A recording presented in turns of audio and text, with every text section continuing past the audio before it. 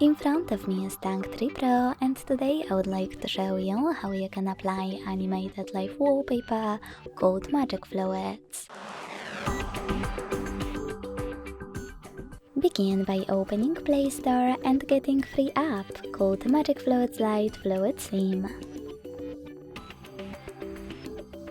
It has to be from Mad Scientist developer.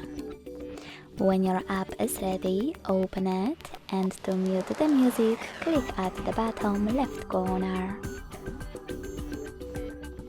Then select Consent. Click on this gear at the top left corner and manage all of those options however you want to.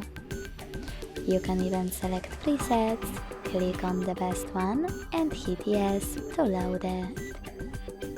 Then adjust all of those settings as well. When you're ready, you can click on the top right corner and the bottom right corner. Then hit set as live wallpaper. Hit yes. Tap on set wallpaper and decide where you wish to apply it. In my case, home screen only. So when I tap and go back, I can see that my wallpaper was successfully applied. Thanks so much for watching. If you enjoyed this video, leave a like, comment and subscribe. Bye!